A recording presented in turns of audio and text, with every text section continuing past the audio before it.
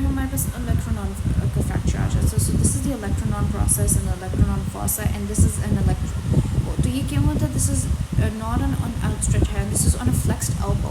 So when your elbow is sort of like flexed in a 90-degree position and then you fall, so it's going to cause यहाँ पे electron के ऊपर direct injury. And जब ये direct injury हो जाती है, that is when the fracture हो जाता है.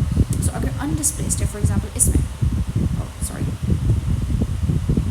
this is undisplaced. So what we're going to do in an undisplaced type is we're going to do cast immobilization. So we're just going to stabilize the joint. And अगर इसमें इस तरह है, so what are we going to do? We're going to do tension band wiring. So remember K wiring हमने अभी तक जो wiring है हमने K wiring use की है in I think supercondylar था. Let's just check.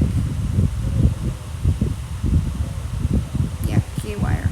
इसके हमने supercondylar fracture किया था बच्चों में. And then the other where we're using it is electronon, जो कि adults में भी wiring होगी. और electronon में भी कौन सा वाला है, displaced. ठीक है. So this is when we're going to use wiring. And then अगर comminuted है यानी टुकड़े टुकड़े हो गए हैं, तो what we're going to do is we're going to do plate fixation. So this is just the different types of management. Fixation, plate fixation, tension band wiring. तो जो है we need to restore tricep mechanism, क्योंकि यहाँ पे we know कि tricep muscle आके attach करेगा, तो जो इसके tendons होते हैं वो usually release हो जाते हैं. So what we're going to do is we're going to reattach or reconstruct the tricep tendon and its connection to the electron so that the elbow extension function is regained and we avoid prolonged immobilization. Now forearm fractures में क्या हो जाता है, forearm में हम पता है दो bones हैं, radial और ulna. So they often involve both radius and ulna because इसके interosseous connection होता है. तो single bone का fracture बहुत less common होता है. Children में अगर इस तरह हो तो क्योंकि वो छोटे होते हैं, bone अभी बन रही होती है, तो close reduction casting होती है. Adults में हमारे पास ORIF होता है with plates. ठीक है. इसकी complications वही हैं, malunion, this is always going to be constant. लेकिन इसमें compartment syndrome और refracture का भी होता है because अगर हम इसको दो bones है ना, तो इन दोनों को संभालना ज़्यादा मुश्किल होता है. तो इनके इसमें इस वजह से बहुत interosseous connection में हमारे पास न्यूरोवास्कुलर सप्लाई भी गुजरा होता है. तो इसमें कंपार्टमेंट सिंड्रोम होने का चांस ज़्यादा होता है एंड रिफ्रैक्चर का भी. ठीक है. सो फोरआर्म फ्रैक्चर्स में हम ये देख लेते हैं. Let's look eight Monteggia and Galeazzi fracture. So इसका याद रखने का वो है मगर, right? Which is Monteggia and Galeazzi. ठीक है. So MU which means के ulna का fracture है, and then GR means के Galeazzi में radius का fracture है. ठीक है. So let's look at this. So the fracture of the proximal ulna with dislocation of the radial head. So we can see here कि हमारे पास proximal ulna is affected, right? Monteggia which means कि A is proximal, इसका मतलब है कि शुरू में आता है. So the bones are affected proximally. और इसमें क्या होता है कि फ्रैक्चर हो जाता है proximal ulna का, और फिर जब ये फ्रैक्चर होगा तो जो रेडियस ने तो यहाँ पे आके कम्युनिकेट करना था वो डिस्प्लेस हो जाएगा. ठीक है. और इसमें क्या क्यों होता है कि अगर यहाँ पे तो आके डायरेक्ट ट्रॉमा लगा हो या किसी ने फोर्स प्रोनेशन की हो. Remember pronation is when your arm is moving downwards, right? So it's moving downwards and inwards. So अगर force pronation होगी या trauma होगा तो Monteggia fracture होगा. तो इसका ट्रीटमेंट क्या है कि हम प्लेट फिक्सेशन करेंगे, और जब हम अल्ना को प्लेट फिक्सेशन करेंगे, जब हम इसको सीधा करेंगे तो रेडियस खुद ब खुद आ जाएगा वापस, रेडियल हेड खुद ब खुद आ जाएगा. And then Galeazzi is basically fracture of the distal radius with dislocation of distal radio-ulnar joint. So इसमें क्या होता है कि radius, so get this, radius distally Z आता है, so distally fracture हो जाएगा, and then subsequently क्या होता है जो radio-ulnar joint distally होता है वो dislocate हो जाता है, और ये भी Fuchs injury से होता है. So this is from fall on outstretched hand. And ये भी हमारे पास क्या होता है प्लेट फिक्सेशन हम करते हैं, लेकिन इस टाइम हम रेडियस की प्लेट फिक्सेशन करते हैं तो खुद ब खुद रेडियो-अल्नर जॉइंट रिस्टोर हो जाता है. तो perfect reduction of radius and ulna is necessary to restore forearm rotation. तो अगर किसी का प्रॉपर्ली नहीं हुआ होगा तो उसकी नहीं होगी. अब कोलीज एंड स्मिथ को डिफ्रेंशिएट करना बहुत ज़रूरी है. So let's look at this image first. So Colles is when outward, so when this is how you fall fall on an outstretched hand. And then Smith's fracture is when you fall on the dorsum of your hand, right? So it's an inward. So Smith has I in it and inward. Coley's has O in it, so it's outward. So Coley's fracture में हमारे पास क्या scene होता है, इसके extra articular fracture, so that means कि it's away, it does not involve a joint of the distal radius. ठीक है, radius का वो होता है within 2.5 centimeters of the wrist joint. And इसमें जो dorsal यानी posterior displacement and angulation of the distal fragment. तो जो distal fragment है, it's moving posteriorly. Like it should be like, look, it should be here, right? But it's kind of moved back, right? So it's posterior. और ये dinner fork deformity है, right? Look, it's a dinner fork deformity.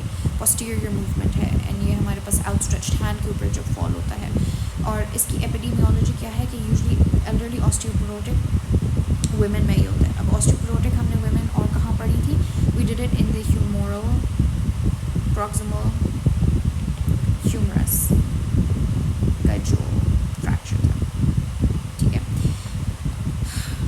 So foosh, fall on outstretched hand, ठीक है. इसकी complications क्या है कि यहाँ से हमें पता है median nerve होते हैं, तभी तो carpal tunnel syndrome हो जाता है. Rupture of the extensor pollicis longus tendon, ठीक है. So this is जो हमारी thumb का I think होता है. I'm not sure about this, you can check this. And then malunion, and then Sudeck's atrophy, which is also called complex regional pain syndrome. So what does this? It's a chronic pain condition that can develop after an injury and stiffness. So what are the complications of like falling, like of Coley's? So Coley's की जो complication है, that is कि यहाँ से median nerve गुजर रही है, तो of course we'll have carpal tunnel syndrome. अच्छा, उसके अलावा हमारे पास stiffness हो सकती है इसमें, and इसके अलावा chronic pain हो सकती है, and यहाँ पे pollice का जो extensor है, इसका टेंडन का रप्चर हो सकता है, ठीक है. सो ट्रीटमेंट इसका क्या है कि क्लोज रिडक्शन हम करते हैं under anaesthesia, right. So we will reduce it, but we don't do an open reduction, क्योंकि इसमें वूंड यूजुअली नहीं होता, तो हम बाहर से ही कर लेते हैं, एंड इमोबिलाइजेशन कर देते हैं for 6 weeks. So rarely N open reduction is involve. Now how does Smiths fracture compare? इसके इट इज़ रिवर्स कोलीज फ्रैक्चर. तो अगर ये इस तरह से गिर रहा है तो इसमें इस तरह से गिर रहा है, एंड इसमें यू कैन सी कि एंटीरियर डिस्प्लेसमेंट हो रही है, वेंट्रल एंटीरियर डिस्प्लेसमेंट हो रही है, डोर्सम ऑफ द हैंड. तो इसमें भी हम क्लोज रिडक्शन एंड कैस्टिंग करेंगे. इसमें भी क्लोज रिडक्शन एंड कैस्टिंग, इसमें भी close reduction. And the last but not least we have scaphoid fracture. Now remember scaphoid के बारे में ये not seen on X-ray initially, ठीक है. सो इसमें ये स्कैफोइड है, ये इसका मोस्ट कॉमनली फूश होता है. डिस्टल फ्रैक्चर हो सकता है, वेस्ट फ्रैक्चर हो सकता है, प्रॉक्सिमल फ्रैक्चर हो सकता है. ये फूश है and it is carpal bone का सबसे कॉमनेस्ट होता है. तो इसमें एनाटॉमिकल स्नफ नॉट्स में पेन होती है, may not show on X-ray initially, so we have to repeat it in 2 weeks. अगर जल्दी करना है तो हम MRI या बोन स्कैन कर लेते हैं. अगर अनडिस्प्लेस्ड है, ठीक है, तो कास्ट इमोबिलाइजेशन कर लेते हैं वही 6 वीक्स के लिए. अगर डिस्प्लेस्ड है, ठीक है, अगर यहाँ से डिस्प्लेस होती है, यहाँ प्रॉक्सिमल फ्रैक्चर है, तो इंटरनल फिक्सेशन या स्क्रू डाल देंगे. If we're not sure, ठीक है, always immobilize in doubt, because if we're not sure, तो it's better to immobilize, ठीक है. Avascular necrosis हो सकता है इसमें proximal bone में. अगर ये वाला fracture है तो we can have avascular necrosis, ये delayed or non-union and osteoarthritis भी हो सकता है. Now if you just look at a quick recap इस सब का, तो what we're gonna see इसके clavicle में हमने कहा था fall on shoulder, ठीक है, हो सकता है. उसके अलावा हमने कहा था कि यहाँ पे अगर direct hit shoulder के ऊपर हो या fall हो जाए, तो इसका स्लिंग होता है, ये यूजुअली मिडल में होता है, ये यूजुअली खुद ब खुद हो जाता है. एंड इसमें हमने कहा था न्यूरोवैस्कुलर में कौन कौन सी होती हैं हमारे पास, यहाँ सबक्लेवियन और ब्रेकिंग प्लेक्सस होता है, और मैलयूनियन हो जाता है. शोल्डर डिस्लोकेशन क्या है? फोर्स्ड अगर एब्डक्शन एंड एक्सटर्नल रोटेशन है. पुशर्स हैं, इसके बाद हिप्पो समथिंग था, एंड उसके बाद हैंगिंग मेथड था. एक्सिलरी नर्व पॉल्जी हो सकती है. तो प्रॉक्सिमल ह्यूमरस का हमने कहा था फॉल ऑन हैंड है. प्रॉक्सिमल ह्यूमरस हमने ये भी कहा था कि ऑस्टियोपोरोटिक में होता है एंड फूश की वजह से होता है. इसमें हम स्लिंग और वो करते हैं, और एवियन इसमें भी होता है. इसमें कौन कौन सी प्रॉक्सिमल में हमारे पास एक्सिलरी नर्व डैमेज हो सकती है, राइट. ह्यूमरल शाफ्ट में हमने कहा था डायरेक्ट ब्लो मोस्ट कॉमन है, इसमें भी फॉल हो सकती है, लेकिन डायरेक्ट ब्लो. इसमें हमने यू स्लैप कहा था, इसमें हमने कहा था कि वो वी वाला स्लिंग डाल सकता है. और इसमें रेडियल नर्व पाल्जी होता है क्योंकि स्पाइरल ग्रूव होता है. सुप्राकॉन्डाइलर जो कि यूजुअली किड्स के अंदर होता है, फॉल इन हैंड्स होता है, इसमें हम के वायर यूज़ करते हैं. और हमने कहा था प्रॉक्सिमल हमने एक और जो यहाँ पे था, यहाँ पे टेंशन बैंड्स और इलेक्ट्रोनॉन में भी हमने अफ्रीका ये होता है बिकॉज सुप्राकॉन्डाइलर में होती है। एंड यहाँ पे हमने कहा था वो वोकेशॉफ्स इस्कीमिया भी हो जाता है। Radial head is fallen and और इसमें कॉलर और कफ होती है। ओलेक्रानॉन में फॉलन एल्बो होता है, टेंशन बैन और नॉन यूनियन। ओलीज और स्मिथ में भी फॉलन हैंड होता है, बट इट्स डिफरेंस ये होता है कि किस साइड पर होता है। दोनों में कास्टिंग करते हैं और दोनों में भी